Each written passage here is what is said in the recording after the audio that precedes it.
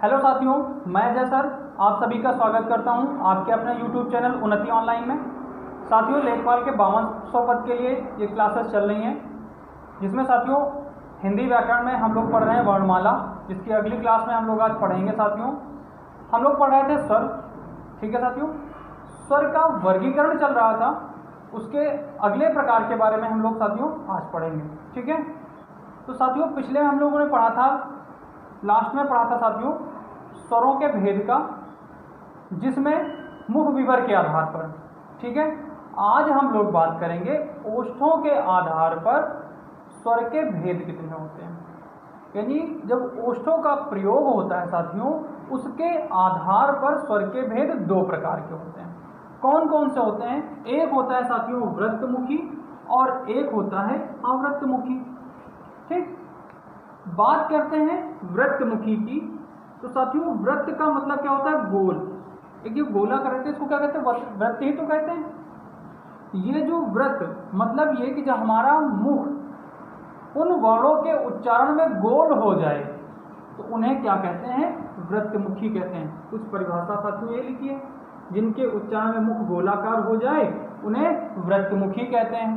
ठीक, जैसे ऊ ऊ, अब हम बोलेंगे ऊ ऊ या ओ औ, तो इसमें क्या होता है? हमारा जो मुंह होता है साथियों वो गोल हो जाता है। ठीक, तो इसका मतलब ये वृत्तमुखी। तो ये साथियों चार जो स्वर होते हैं आपके, ऊ और ऊ, ओ और औ, ये चारों वर्ण जो है ये किसके हैं साथियों? वृत्तमुखी के हो गए। अगली हम लोग बात करते हैं अवृत्तमुखी की। ठीक है, इसमें क्या होगा साथियों? जिन वर्णों के उच्चारण में मुख गोल ना हो उन्हें क्या कहते हैं? अवृत्तमुखी कहते हैं। कौन कौन से वर्ण होते हैं? अ होता है और आ होता है, ई और ई, ए और ऐ। ठीक है साथियों, इसी में आप ऋषि भी ले सकते हैं। ठीक है, री भी ले सकते हैं, ऋषि, ये भी आपका अवृत्तमुखी में आ जाएगा। ठीक है, क्योंकि इन सभी के उच्चारण में क्या होता है? मुख गोल नहीं होता है। क्लियर बात साथियों? जिन वर्णों के उच्चारण में मुख गोल हो जाए वे वृत्तमुखी। कौन कौन से? ऊ और ऊ, ओ और औ। जिनके उच्चारण में मुख गोल ना हो उन्हें क्या कहते हैं? अवृत्तमुखी कहते हैं। कौन कौन से वर्ण होते हैं? अ और आ, ई और ई, ए और ऐ। ठीक, साथ में ऋषि भी ले लीजिएगा। ठीक है साथियों, तो ये 7 वर्ण आपके किस में आ जाएंगे? अवृत्तमुखी में आ जाएंगे। अब हम लोग बात करते हैं, तो साथियों यहां तक हो गया आपका वर्णों का जो भी है वर्गीकरण, उन सभी के बारे में हो गया। अब बात करते हैं स्वरों का उच्चारण स्थान क्या होता है। ठीक, अब बात करते हैं स्वरों का उच्चारण स्थान।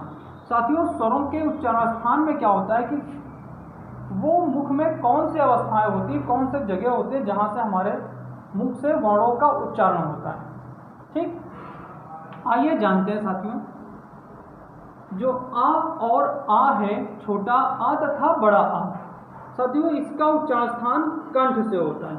कंठ का मतलब ये जो गले के पास होता है, बिल्कुल गले के पास एक ऐसे लटका हुआ हिस्सा होता है साथियों, उसी से स्पर्श करके निकलते हैं। जो जब वायु निकलती है तो वहां से किन वर्णों का उच्चारण होता है? आ और आ का होता है।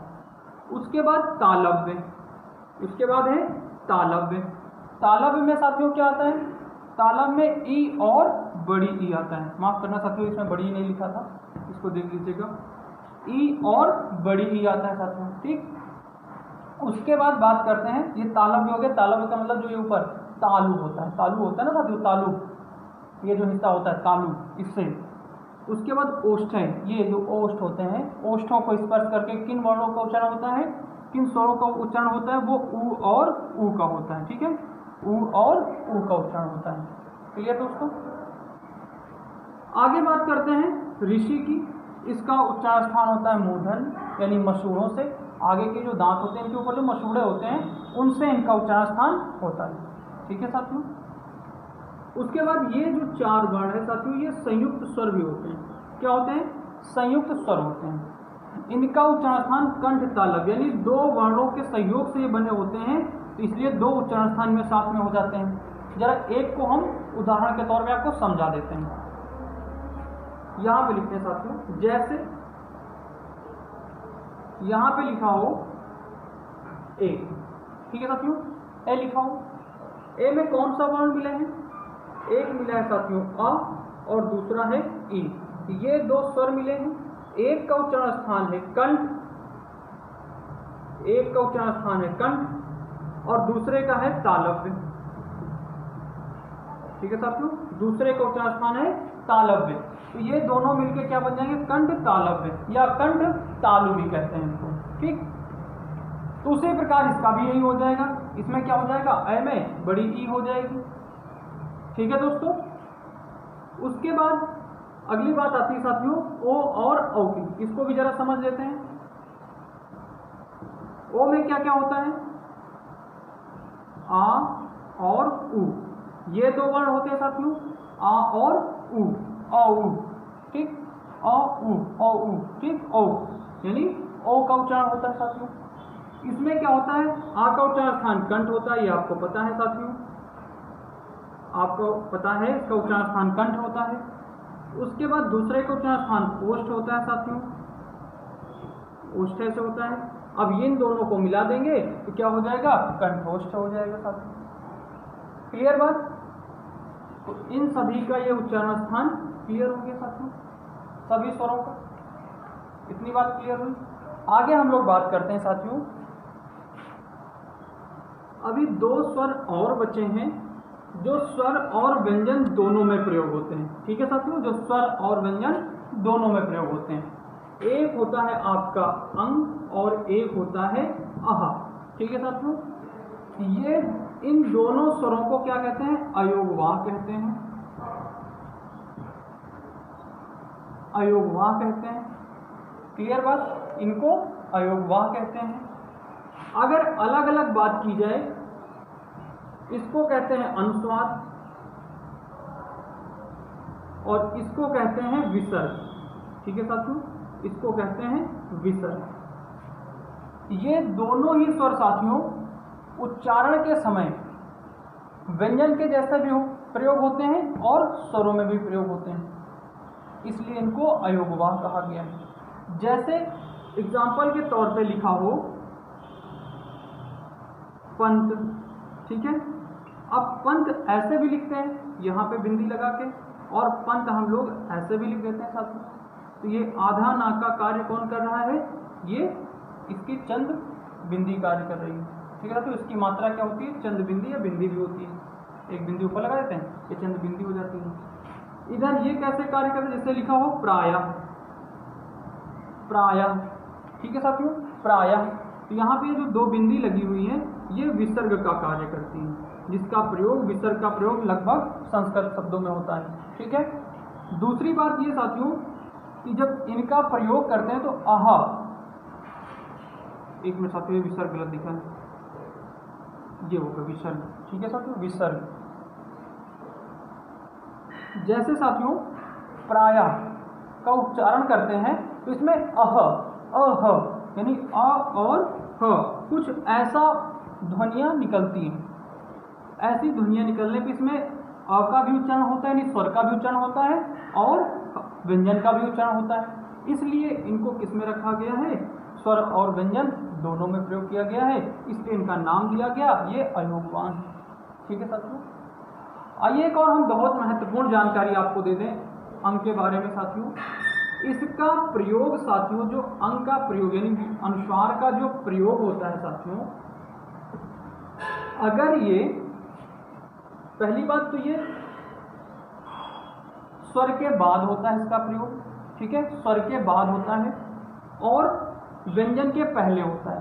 ठीक है साथियों, व्यंजन के पहले होता है। दूसरी बात ये साथियों कि जब ये व्यंजन के पहले प्रयोग होता है तो जिस भी व्यंजन, स्पर्श व्यंजन के, अगर जो स्पर्श व्यंजन का अगर कोई भी वर्ण है उसमें से अगर ये पहले प्रयोग हुआ तो जो भी स्पर्श व्यंजन होगा उस अनुस्वार के स्थान पे उसका अंतिम वर्ण भी प्रयोग कर सकते हैं। बात समझ में नहीं आई होगी, एग्जाम्पल से समझते हैं। जैसे लिखा हो साथियों, यहां पे लिखा हो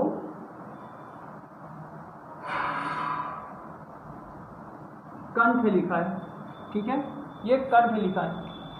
हम साथियों कंठ को यहाँ पे ऐसे कंठ भी लिख सकते हैं, इस बात को बहुत ध्यान से समझना, बहुत अच्छी और नई चीज है। ठीक, ये कंठ लिख सकते हैं। एक जगह पे ये बिंदी लगी हुई है और एक जगह पे ये आधा अड़ा लिखा हुआ है।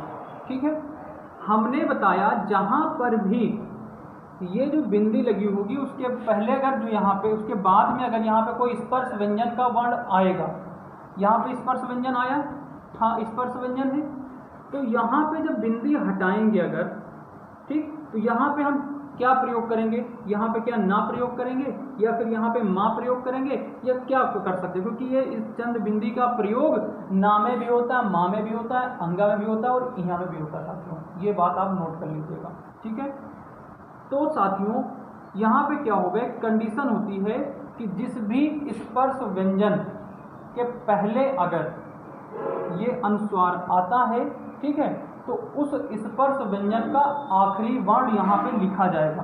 तो ठा जिस भी स्पर्श व्यंजन के वर्ग में है तो क्या होता है, उसके अंतिम में क्या होगा, टा था डा ढा अड़। ठीक, ये होता है साथियों ट ठ ड ढ और ड ढ अड़, ये होता है साथियों। ये आया है, इसका अंतिम पांचवा वर्ण क्या हो जाएगा, अड़ा। तो यहाँ पे हम इसके स्थान पे ये प्रयोग कर सकते हैं। क्लियर बात, आगे जानते हैं साथियों, एक बात और जानते हैं, इसे नहीं समझ में आएगा, एग्जाम्पल और देखते हैं। जैसे लिखा हो पंत, ये पंत, यहाँ पे हमने ना प्रयोग किया और यहाँ पे हमने ऐसे प्रयोग किया। ठीक, ता के पहले ये अंक की बिंदी आई है। ठीक है साथियों, ये ता किस वर्ग में है, ये स्पर्श व्यंजन है और किस वर्ग का है, ता वर्ग का है। ता वर्ग का आखिरी वर्ण कौन सा होता है साथियों, ना होता है। इसका आखिरी वर्ण कौन सा होता है, ना।